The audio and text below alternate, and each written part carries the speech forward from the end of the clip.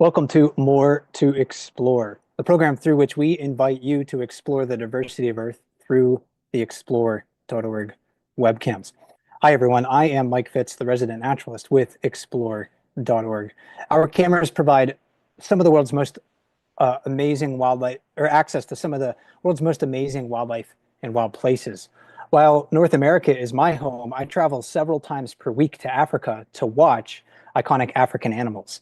This has opened a new world of questions for me about ecosystems and species that I've never seen in person. And webcams at the Mpala Research Centre in Laikipia County, Kenya, provide footage of a diverse place that is home to hippos, elephants, lions, giraffes, leopards, and hundreds of other species. It is also a living laboratory to study wildlife and promote conservation. Not all animals are easy to study, though, nor are they easy to live alongside. Some species are rare and secretive. Some pose potential threats to people and livelihoods in local communities. The iconic African leopard is one such example. We admire them for their beauty, strength, and skill, yet in central Kenya, retaliatory killings by people, which occur for real or perceived loss of livestock, is a major threat to leopards and may exacerbate other conservation issues.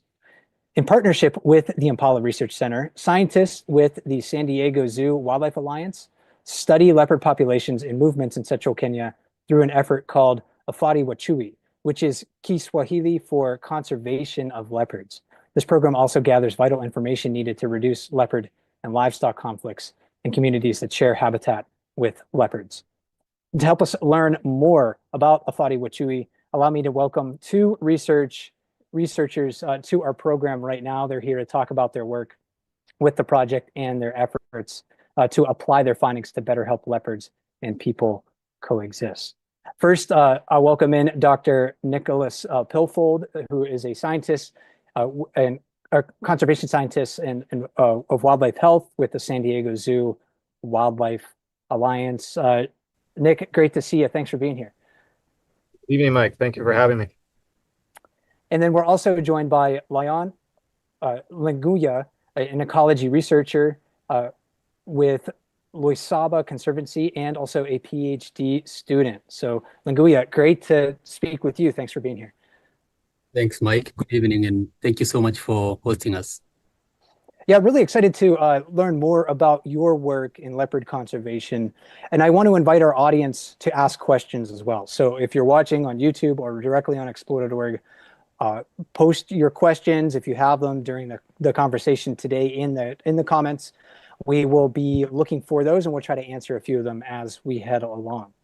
But first, let's maybe jump into some of the basics about leopards and people in Kenya. I'm wondering, in Kenya, what are the factors that led to conflict, or what are the factors that lead to conflict between people and African leopards? Thank you so much. One of the first key challenges, the decline in natural prey. So as you can imagine, then that incentivizes the depredation of livestock. And in return, then this leads to retaliations. And this is where we get to lose leopards, because then the natural prey, once we have that curve goes down, then the leopard will absolutely look for the available food. And this is mainly the livestock. And Laikipia, a good example, is a region in Kenya that hosts a high diversity of wildlife, all guild of carnivores, but at the same time, this area is also predominantly occupied by the pastoral communities. Yeah, so these are Samburu communities mostly that have livestock. A lot of livestock are goats and sheep or hybrids that we call shoats. And these are particularly the right size of prey for leopards. And usually what we find is that there's a dry season, wet season dynamic here, where when the rains come, the prey, their natural prey, also disperse out on the landscape because they don't have to cluster around limited water holes. They can find water where they want it. There's lots of food.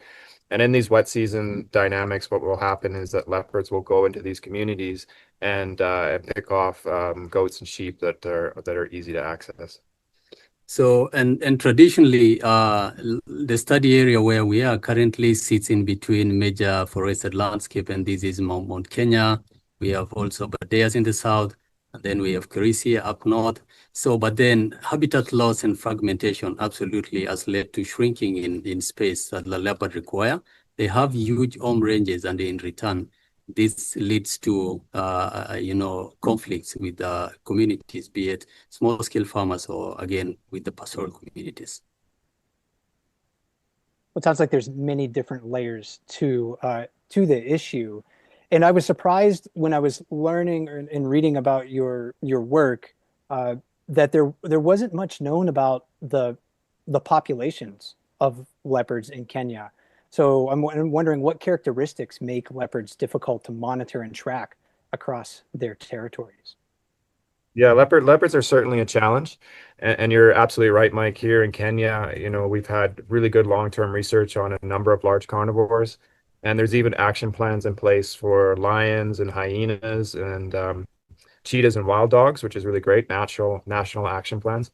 But there isn't one for leopards, and the reason for that is that there just haven't been a lot of attention to study them, and they're very difficult to study, as you mentioned. So these are elusive animals; they're solitary.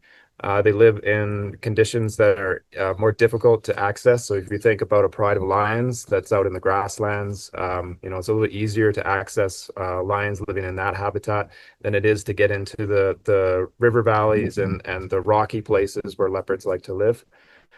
So we try to meet that challenge using camera traps mostly. We aim those camera traps in areas where we think we're going to pick leopards up. And that's been really helpful for us to try to get an eye on the population here and start to do a bit of survey here so we can understand whether the population is stable, increasing, or decreasing.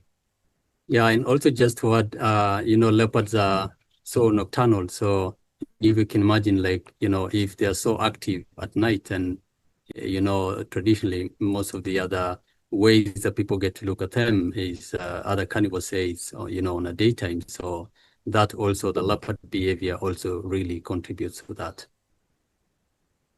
And one focus of the Uhifadhi Wa Chui project is to assess the leopard population in central Kenya. So what method are you using to accomplish that goal?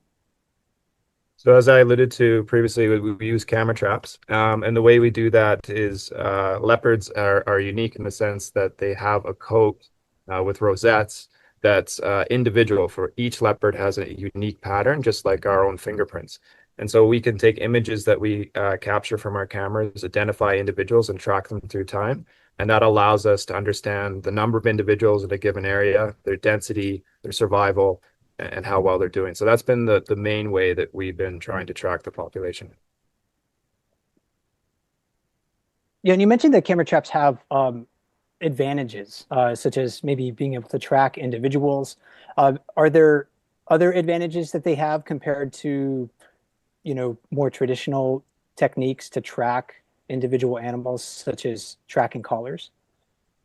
Yeah, so camera traps are unique in a way that one, they are non-invasive, and secondly, they give you these multi-detections, right? If you think about a collar that gives you very good movement data, but that's so specific to an individual leopard. Leopards are solitary, but if you have a grid of, say, 2.3 kilometers, like one of ours, and then have, say, 150 camera traps in a huge space, then you're able to really track multiple leopards and not a single leopard. So that way, as Nick mentioned, that leopards are identifiable using the coat pattern. So you are able to get the population status of leopard in a wider angle, while for the collars then are specific to individuals, and leopards are solitary. Yeah, and so we've been using both techniques. We've traditionally been using cameras, and we're just about to embark on a collaring study. As Lenguya says, that gives us a lot of information on individuals. And the individuals that we want to know more about are those that enter into the communities and have conflict with people and depredate on livestock. So those are the collars that we'll be deploying, is on these conflict leopards, to try to understand a bit more about them so we can manage that conflict. Yeah, and speaking of that, Uhifadhi Wa Chui's other main focus is to reduce conflict between leopards and people. So through your work, your research, what information did you gather to better understand how leopards are affecting local communities? Yeah, it's a multi-layered effort.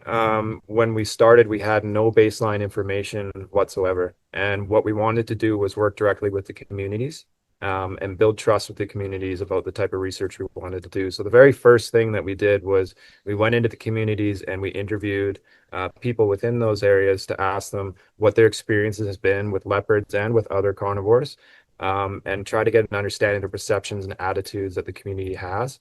And then from there, it's about goal alignment at the end of the day for us. So the community is worried about losing their livestock. They want to prevent that loss from happening.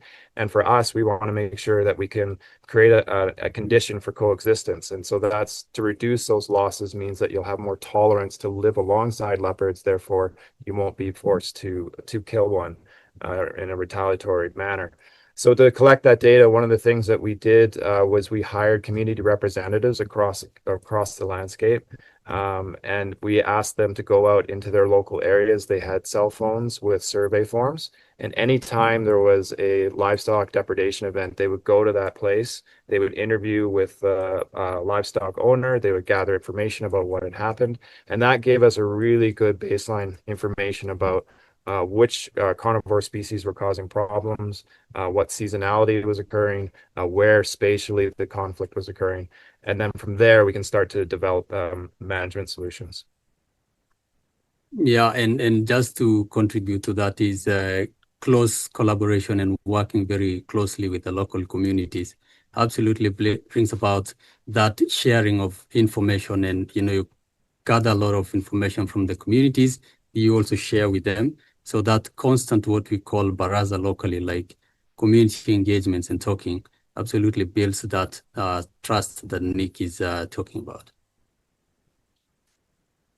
And wildlife populations, they're composed of individuals, right? So did you find that certain individual leopards might pose a greater risk to people and livestock than others? And if so, how can you manage maybe that individual leopard or leopards like that to reduce the risk? Yeah, I mean, that's a really good question, Mike. So it's an active area of investigation for us. There's a number of things that we've tried to do to understand a bit more about the behavior, because I think that's what you're kind of leading on, is that some individuals might behave differently than others, and how do you manage that? And so one of the research questions we did, we put out cameras around bomas. So where people keep their livestock at night are these corrals that we call bomas, and we outfitted with cameras 360 degrees around to see who was coming. And one of the insights we got from that is 90% of the conflict that occurs in this landscape is two species. It's hyena and it's leopard. And they split that conflict pretty much evenly. But they behave totally differently. So hyenas, they will show up a lot. They will loiter around. That's kind of what I call them. Like, they're looking for an opportunity. They loiter, they loiter, they loiter. And then every now and again, they'll attack. Leopards are the complete opposite. So what they do is they don't show up very often. But when they're there, they're dedicated. They're there to hunt. And there's a really high attack rate when a leopard shows up. So that was kind of at the species level. But then to get to the individual level that you're talking about, one of the questions that we're also trying to answer is what age and sex categories are more likely amongst the leopard population to come into conflict. And we're still trying to answer that question. But one of the things that we feel is a motivating factor is say for the older male individuals, especially in the population, to get forced out of territories as they age. They usually end up in the community areas after they've been pushed out of the conservancies. And sometimes subadult leopards, young leopards that haven't yet had a territory for themselves and are looking and dispersing, a lot of times they also end up in the community landscapes. And if you have questions for our leopard researchers, drop those in the comments. We'll be looking for a few of those during the broadcast today and trying to answer them. I'm curious about the techniques that maybe people in your area or in Central Kenya can use to reduce conflict with leopards. So you mentioned, talking with local communities, getting buy-in from them, understanding those how leopards might prey on their livestock and when that happens. You mentioned how leopards are dedicated to their hunts if they're in these areas. So how did your research help to inform techniques that local livestock owners and people in those communities can use to reduce conflict with leopards? So traditionally in this landscape, the pastoral communities especially will use the dead acacia branches to reinforce the yakrals or the livestock bomas. But then again, working closely with them through the community engagements and the surveys, human dimension surveys that we did, overly we tested a number of techniques, and one of them is using predator-proof materials. This is the lights and the wires. So and bomas that are well reinforced with acacia branches, say with the lights or wires, were way better than the traditional bomas. But then also what we noted that another layer of interesting information is, say, they keep night dogs. So, and these guard dogs also really sort of also increases that alarm call or alerting the owners. So a multi-layer approach, there is no particular, say, frame that absolutely addresses conflicts, because also carnivores are dynamic. But what we have noted is that if you have predator-proof wire or lights, and then you reinforce your boma, this reduces the conflicts to 60% in this landscape. Yeah, and then the way we found that, Mike, is we went into these communities where we were working, and we outfitted 160 different bomas with wires and lights. So 80 of the bomas got wires and 80 got lights. And when we say lights, what we mean is these are solar charging lights that stay off during the day. They absorb solar energy to charge the batteries. They're around the outside of the perimeter of the boma. And then as soon as it gets dark, they automatically come on and they just flash. And that blink is sort of like a passive activity signal to say that something is there. And so both wires and lights were really effective in reducing the conflict, as Lenguya has said. And one of the ways that we know that this has worked really well is that when we came in with those fortifications, we offered those to the community as part of us working together. But we now see that the community is using their own funds to go out and buy those reinforcements because they can see that it's been working for them. And again, that shows that the goal alignment has been really good. And so for us as an organization, we're able to actually take a step back from providing directly the supplies and showing them how to use them, to actually just looking at things like supply chain. So we work with another group here, the Chui Mamas, and we've helped build a community center that's located centrally in the area where we work. And we're now working on supply chain to bring wires and lights into this center. And the Chui Mamas themselves, their own local organization, then turns and sells them to the community. So we're continuing to work on creating a self-sustaining economy. That means that we don't have to be there to drive everything that's happening, that it's working locally by itself.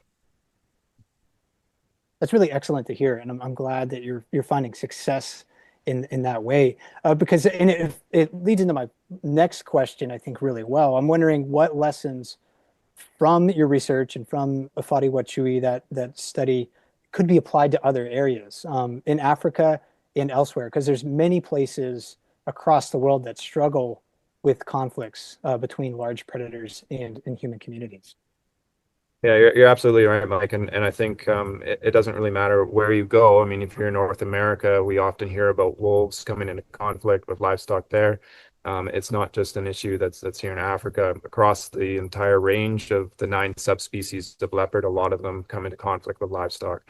I think one of the things that we've found is that it's the approach that is the thing that is most portable from what we're doing that can be applied to other places. And what I mean by that is, how did we create this success that we have with the communities? How do we build trust?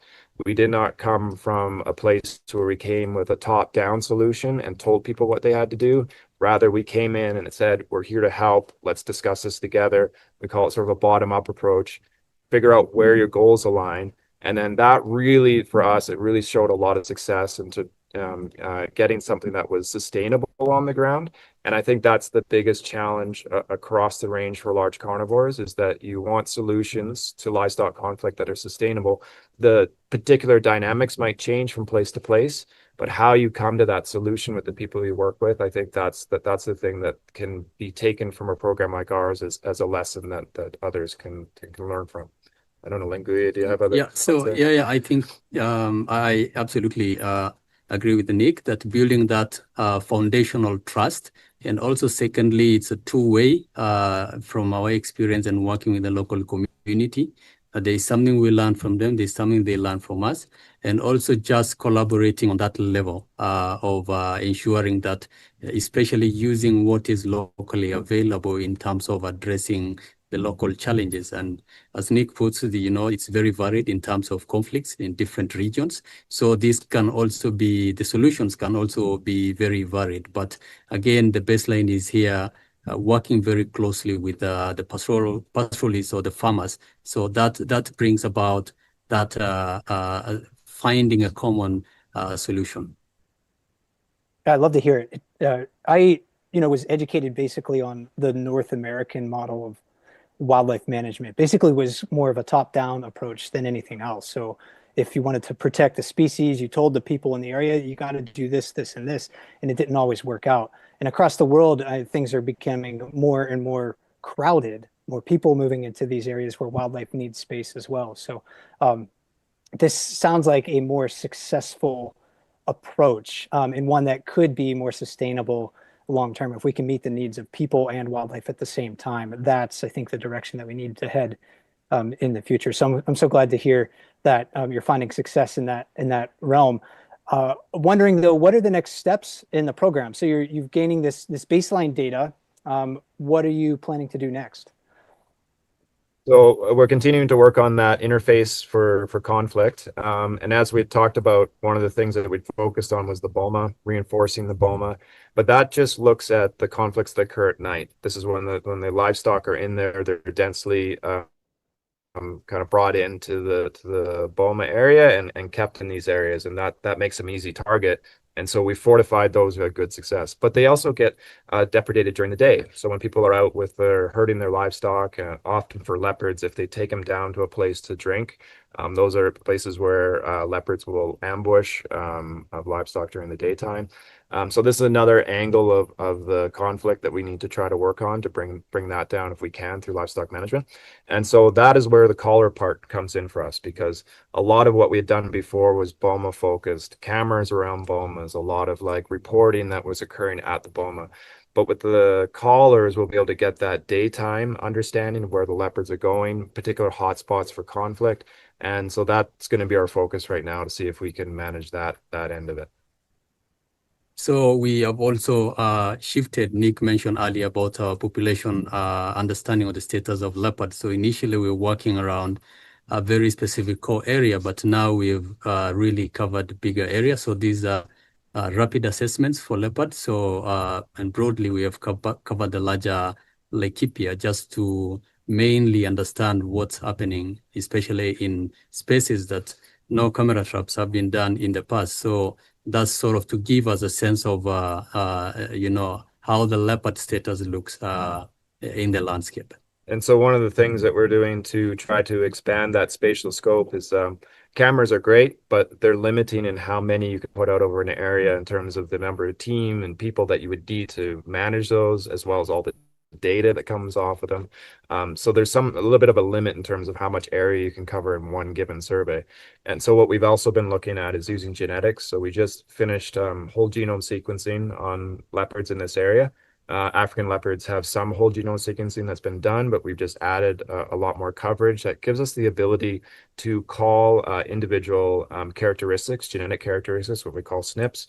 And so we can take fecal samples or hair samples from the environment, and we can determine who that individual is. So we're looking at ways that we can use genetics alongside cameras so that we can expand the area in which we can monitor, so we get a better idea of what's happening to the population over a larger scale.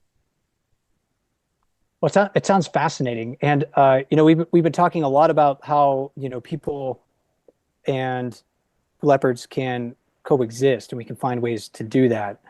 I think, finding solutions to that for the both of you has to be enjoyable. I'm wondering if there's other things, though, about researching and working with leopards that you find enjoyable or challenging. What do you think, Lenguya? Absolutely.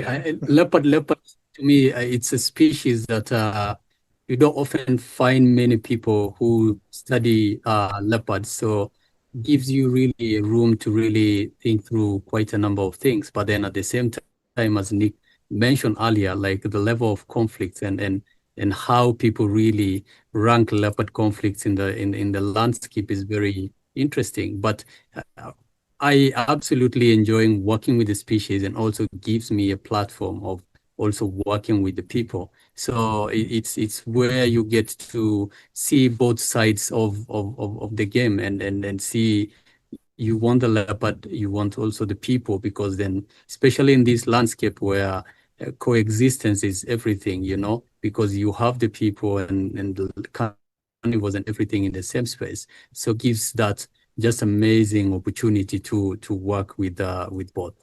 I think one of my favorite things about working with leopards is it's such a privilege at the species level because they are so secretive as an animal. We kind of say here that you don't see a leopard, a leopard allows you to see it. Hmm. And so it's very special still, even after all these years, anytime we see a leopard in its habitat doing well, it is amazing. And I think the other thing that has really been great. I've been working here now for 8 years. It feels really good when we go and talk to the community and we know that there has been a success and they can tell us that what we're doing is working for them. And that feels really good because it feels like you're addressing a concern that they have. And that's how this whole project started, actually. When we were out on another program on articulated giraffe that works in this landscape.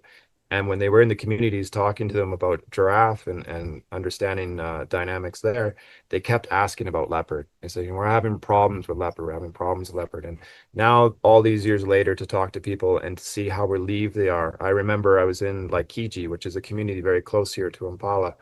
And one of the women there was telling us how she could sleep at night because previously she was so worried about leopards stealing her livestock that she would always be half awake at night with one eye on her boma, and now she can rest because she has these lights and fortifications that work. And that's great. And that has all sorts of knock-on effects. We all know how important is a good night's rest, right? And so it's really nice to hear those things, and it makes the job really all worthwhile. Yeah, and so I'm really glad to hear that. We did have before I get to my final questions, we did have one audience question that came in, and I think this person was asking about the Chewy mamas that you mentioned, Nick, before. But somebody was wondering, can you explain more about the Chewy mamas? Yeah. I'd love to. Thank you so much for that question. So the Chewy Mamas is a women's group. And it started very much organically in the landscape. After we had started the program and started working within the communities, this women's group formed, and they were very inspired by what was happening, and they wanted to reflect that back to the community and organize. And so that's why they took the name Chewy Mamas. It just means leopard mothers. And so that for us was a really galvanizing moment because it allowed us to speak to parts of the community to make sure that we're addressing everyone, right? So the community is broken up into elders and morons who are warriors, and the women who have a very big role in that community.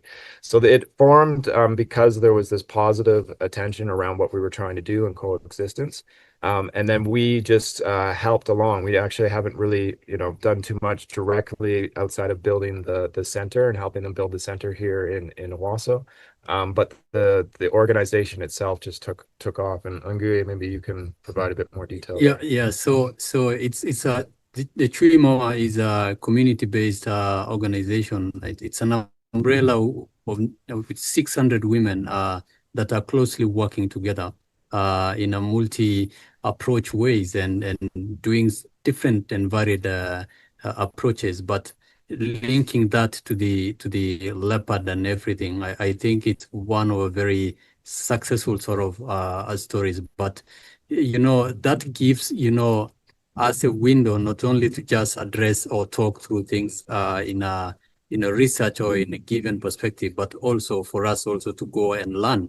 So a good example is like the Chewy mamas today also engage in land restoration activities. These activities are amazing and in different ways, more grass, more antelopes, more leopards. So which is absolutely amazing, and in different ways that the umbrella is now doing other activities. One other audience question came in, and this one asks about farmers, and this person was wondering, I saw a documentary about farmers in South Africa, and these farmers were killing lions that invaded their livestock, but the system is flashing lights, and I think this person's referring to the maybe deterrent system that they had, and they describe this as a lifesaver to lions. And is this based on the system that you were using with lions? So I'm wondering maybe, yeah, if this person might be asking about sort of how did you know that flashing lights, and maybe just some metal wiring would deter leopards? Is it based on something work that was done with lions, or vice versa? Yeah, so there's been a lot of work in this particular realm. Certainly, we didn't come up with these solutions on our own. Actually, the lights that we use are called lion lights, so they're meant Okay. to deter predators. And I think that potentially that's their development, is they came out of the lion conflict world to try to look at ways that could be achievable in addressing conflict and convincing lions to go to a different direction. And same with the wired bomas. This is a solution that's been around probably for 25 years at least in the landscape, and then across Africa, and trialed in different places. So there's always been trial and error as you go, so one of the things that's important that we've found, and others, is like, if you put the wire fence around, you have to think about, well, which predators are going to try to come to that wire fence? And for us, it's hyena and leopard. And what are they going to do when they get to that wired fence? Well, if you're a hyena, you're going to try to dig under the fence. So you got to put that fence in the ground and try to wrap some rocks around so that they can't easily dig in. What's a leopard going to do? Well, leopard's going to want to jump over that fence. They have incredible leaping abilities. Going over a 6 or 8 foot fence is not a problem for them. So how do you achieve that? Well, let's try laying down some thorny acacia branches so that the leopard would have to back way up, and suddenly it can't get close enough to walk right up to that fence line and just jump straight up and down. So there are things that we've tried that are local solutions to the particular fortifications, but those fortifications, to go back to the original point, have been around for some time. Yeah. Well, thank you very much for that explanation. Just two more questions for the both of you. These ones are, I think, more for students, especially students if they're watching in Kenya. And I know Mpala Live does a lot of work with classrooms throughout Kenya. And if somebody wanted to research leopards, this question is, what should I study? And how can someone become a leopard or giraffe or elephant or other animal researcher? So mainly, like for myself, courses that are more around environmental courses. So these include environmental science course can be good and give you very good entry. Courses that are around natural resource management still gives you very good entry. Courses that are specifically, like now in Kenya, you have courses that focus on wildlife. So these are absolutely very good courses. I don't know if you want to add something, but in Kenya mainly, those courses will give you very good. But then that's for, say, you are undergraduate, and then you can absolutely major later if you want, depending on your questions now. But that's at least what I know gives you a very good start foundation for you then to understand, gives you a very broad perspective of wildlife and all that, and then you can sort of angle it. Yeah, I think that's a really great answer. I also would add that doing conservation is not limited to being somebody who's interested in just biological sciences. There are so many different angles about how we have to do conservation. So our team, for example, we have a number of social scientists. These are people that specialize in understanding how to talk with other people, how to interview them, how to understand community relationships and information that comes from that realm. That's not my specialty, but we certainly rely on people who have those skill sets. So if you like people, conservation is also a really good place to be.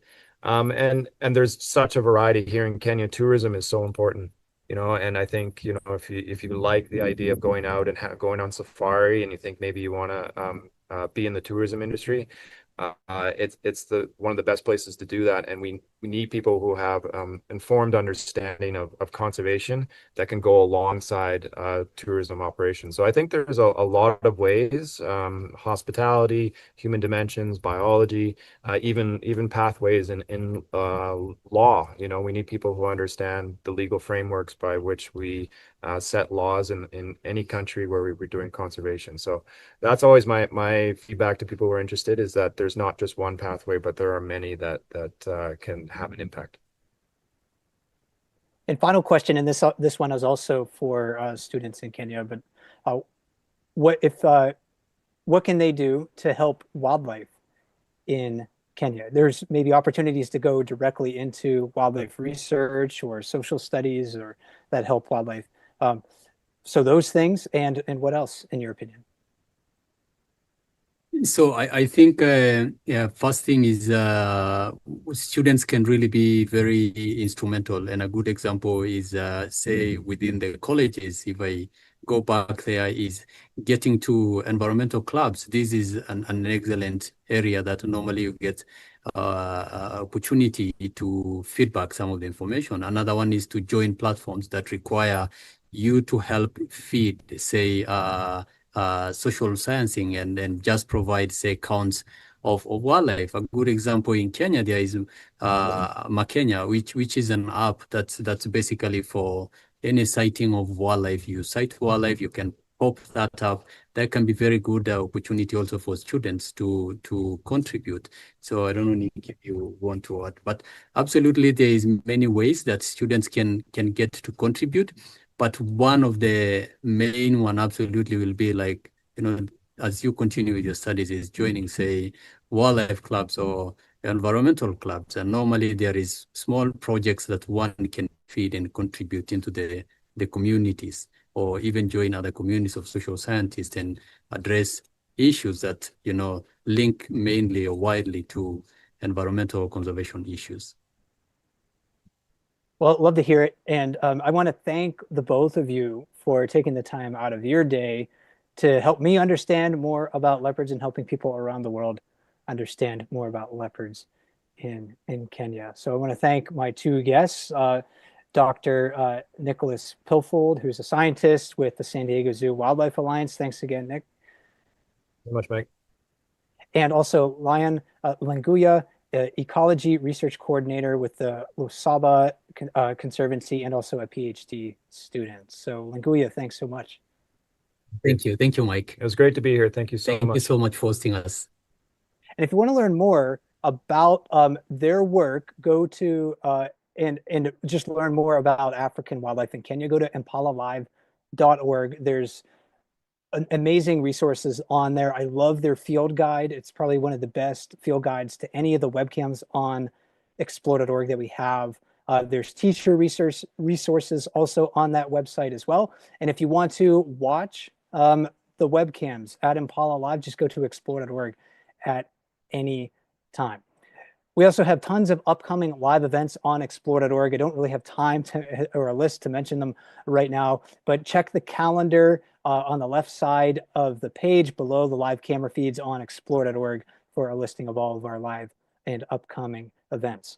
My name is Mike Fitz with explore.org. Thanks so much for watching and listening today. And until we speak to you again, as we like to say at explore.org, never stop learning.